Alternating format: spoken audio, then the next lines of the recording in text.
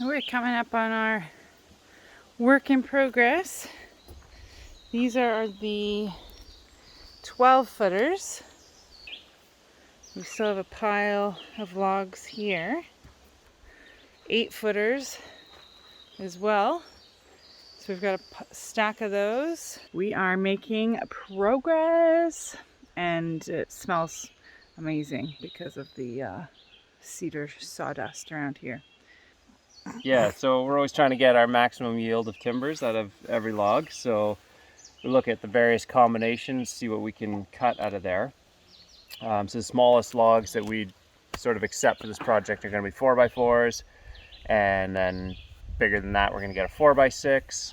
Bigger than that we might get a 4x8, but when it's looking at around the 4x8 size, then often it also would yield, instead of a single 4x8, 2 4x6s. Which obviously is going to give us 12 inches of gain instead of the 8 inches that a 4x8 is going to give us. So that's what I'm hoping to get out of here. So this, again, we're looking at the tip of the log. We'd always look at the small end when we're trying to determine the yield. So to get 2 4x6s, I'm going to need 8 1/4 inches of wood, because I'm going to lose a 1/4 inch in the middle when I cut those 2 pieces apart.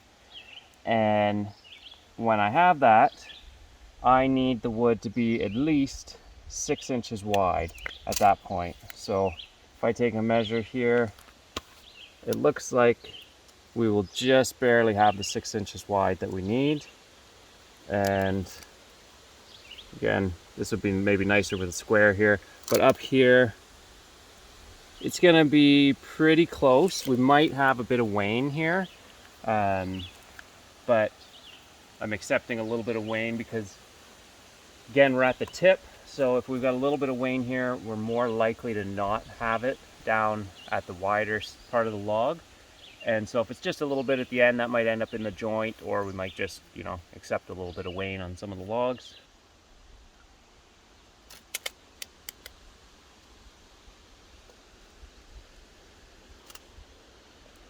Ah! Hammer's eyes.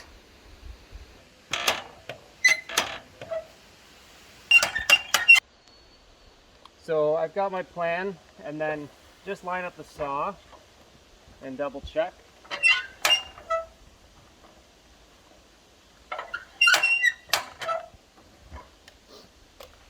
So when I've got it on the mark, then I would want to measure the width of wood that I'm about to square up there. So I require 6 inches there, and I can see I just have that. And then I'd also look at the depth, and I need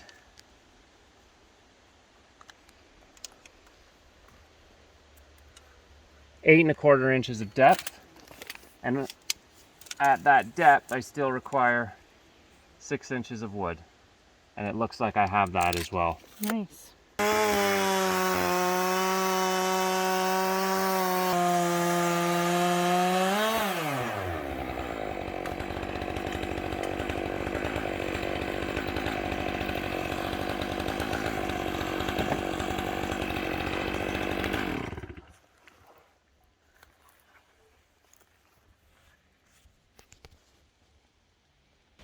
So when I take a look here, what I need to see is at least 6 inches of flat wood, ideally, obviously, in a straight line. And so, yeah, there's a little bit right here where it's like a little shy of that. But again, I'll accept a tiny bit of wane rather than, drastically reduce my log size. So that's cut. Okay, so this dimension here across the log, the way I have the log currently oriented, I'm looking for 8 1/4, which it looks like I'll just have. And then in this dimension, I'm looking for 6 inches. So I'll want that 6 obviously pretty well centered, so that I've got my best chance at having my 8 1/4 inches of depth. So I can line up the saw, take a look at what that looks like, and measure down, and I'll need 6 inches wide.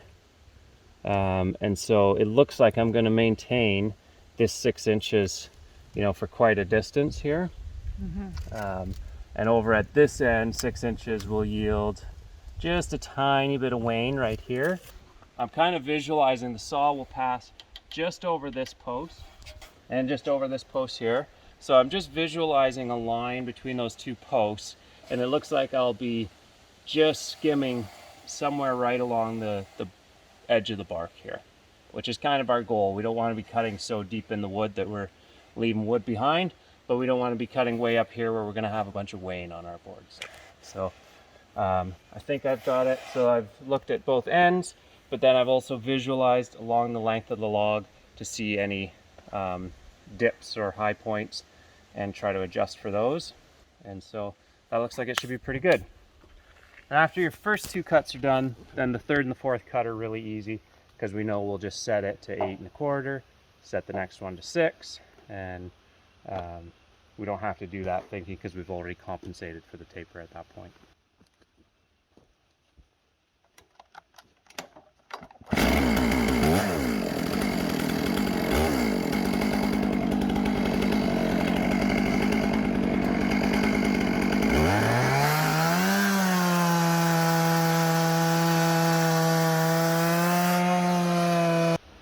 And so we can see that cut there, left basically.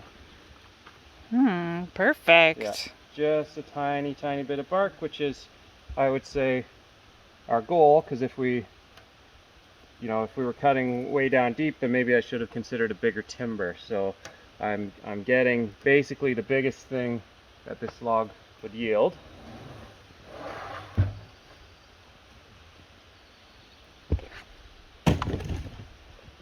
And so now things get a lot more straightforward for us. So I know this dimension I wanted my 8 1/4.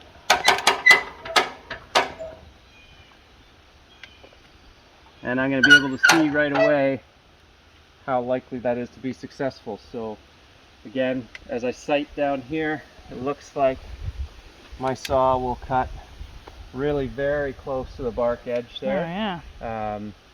It might be just the shape of this log. I might have a bit of wane on the far side, but it's going to be pretty stinking close.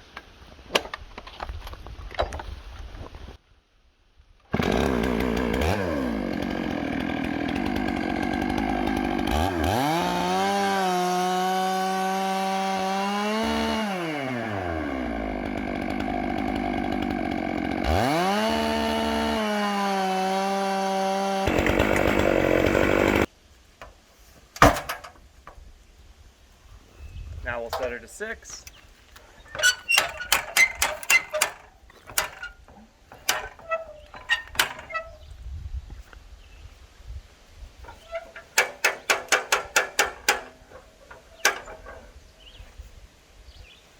And so yeah, I can see there'll be a little bit of wane at a couple of low spots here, but then otherwise it'll be all nice.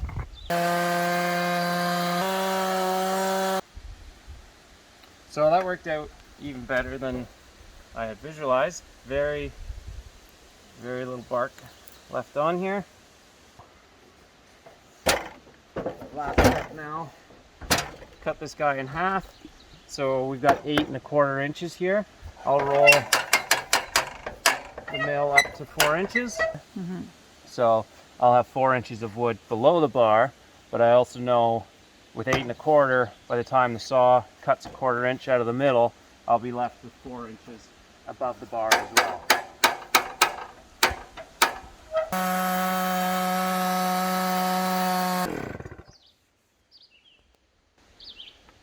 That's awesome. Yeah, there we go.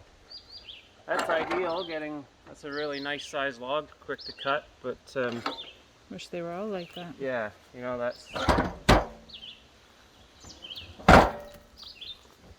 a foot of yield there. Ooh. On one of our 8-foot walls. So Ooh. yeah, so that's real quick to get a foot of yield. And so with nice logs, it goes really quickly. We've got some more challenging logs here, some of them. The best logs tended to go in the 12-foot pile, so these 8-footers have taken a bit longer. But somehow we snuck in a real nice one into the 8-foot pile, so that's a nice little treat.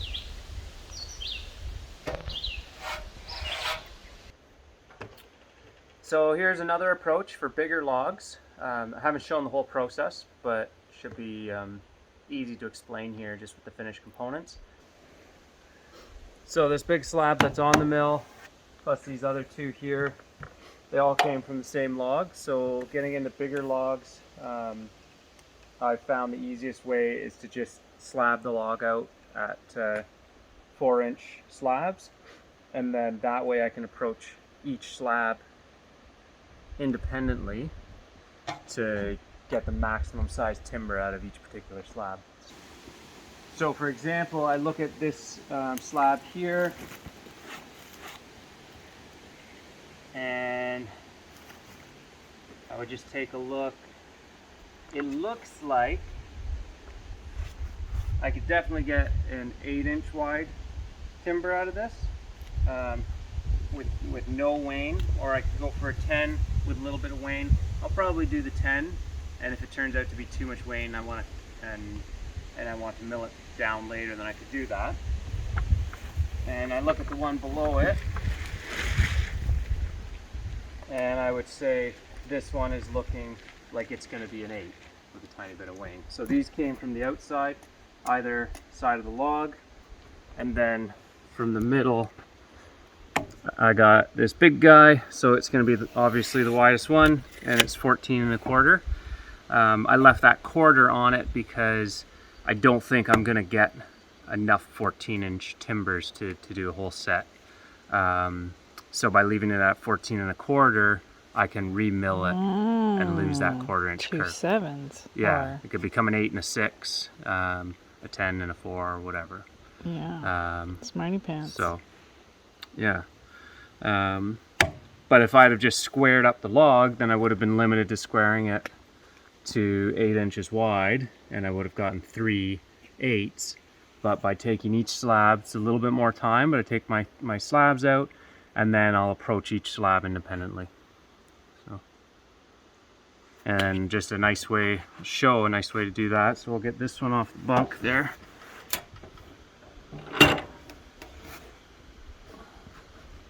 Nice on the other side too. I mean, there's a little bit.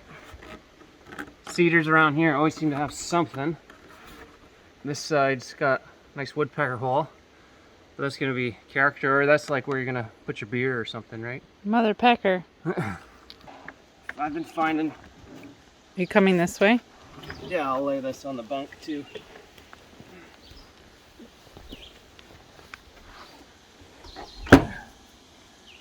Oh, looks like a nice bench. So when it's laid flat is actually the easiest time I've been finding to determine what I want to set the mill to. So I said I wanted to get a 10-inch timber out of this, and so to get a 10, I'm going to accept a little bit of wane on either side. And so I just kind of look at my mark of where I want to make my cut, and I can measure off my post there, 13 1/2. So set the mill, 13 1/2. Snap. And same thing on this side. So 10 is going to mean that I'm accepting a little bit of wane on both sides. Really, this one looks like it should have been an 8, but we'll see. Might surprise me. And 13 1/4 on that one. But yeah, when I tip this guy up, it should already be aligned. I'd make that cut, and then I could just flip, set it to 10 inches and make my second cut, and I'll have my finished 10-inch timber. We'll see how much wane is going to be on this guy at the end.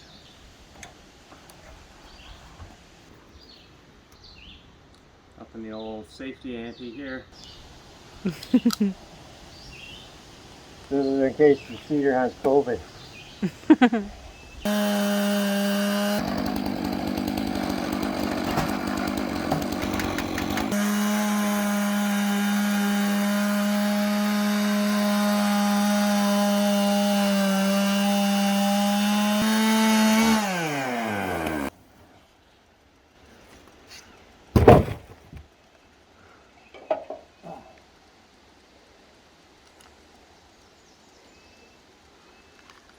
So there we go. Worked out pretty well to produce a 10. Again, I kind of knew going into this one that I was going to be accepting a little bit of bark, but I think that's going to be okay because we are going to mold, so I'll make this the convex side. So that will get molded down anyways. So I keep talking about molding these guys and taking the bark off that way. I haven't shown that yet, so that's going to be this bad boy right here, log molder. And so I haven't played with this at all yet. I've been tempted to bust it out and play with it right away, but I figured I'd get through milling up all the timbers, and so we're very, very close, 2 logs left. This will be the next step, is getting acquainted with this guy. But basically the idea is it's going to be basically a cove joint, like a concave on one side, convex on the other, and that's a pretty forgiving joint as opposed to like cutting double tongue and groove or something, where if our timbers are a little bit warped, twisted, it's going to be hard to get them to fit.